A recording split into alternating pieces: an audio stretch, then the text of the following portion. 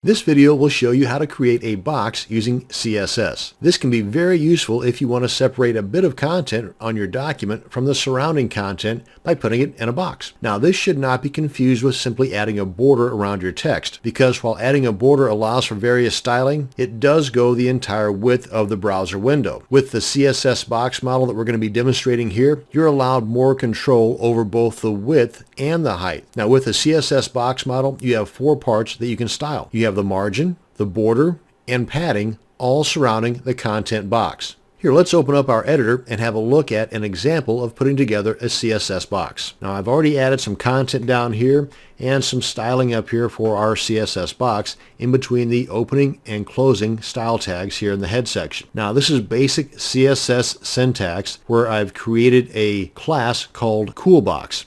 Now, you can name these classes as well as IDs anything you want, and I named this one CoolBox because, well, it's about a box and I think it's cool. Now, we are associating this with a div tag, so I've added that in the CSS syntax here, and I've already added that div tag here in the content area. Now, we've got like I said, the basic CSS syntax where we have the opening curly brackets, and I've got the width property and the value I have in ems across the board. I find that that's better and actually recommended instead of having pixels, because in one em equals whatever the default is for that browser, and if it's not defined anywhere, then it's by default going to be equal to 16 pixels. So if you've got, say for example, the width here, I wanted that to be like 450 pixels, you would simply divide 450 into 16 to come up with the em value, and that's what I did here. Likewise with the padding, the border, and the margin. Now, if we take a look at this in our browser, come on up here, I'm just going to keep everything right here in this window, so I'm going to look at it here in the Komodo browser.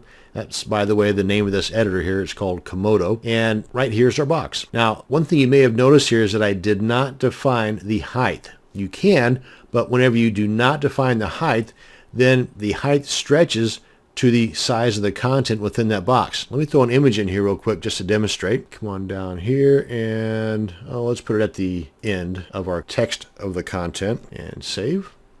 And there it is. Nope, let me stretch that out a little bit. Let's say 250 on the width. There you go. And you can even style this a little bit more by putting it in the center of this box.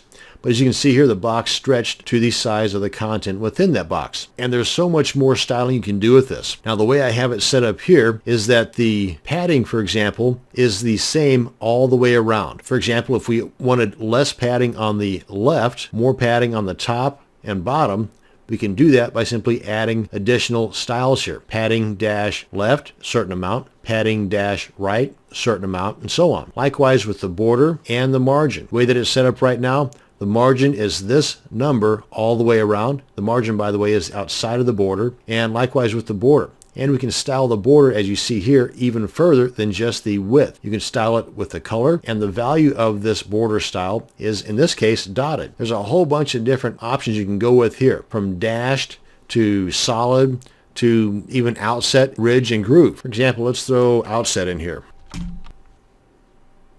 Kind of gives it a little bit more of a pizzazz. And of course, you can adjust the color as well, and so on. And this brings us to the end of this video on adding a CSS box to your HTML document.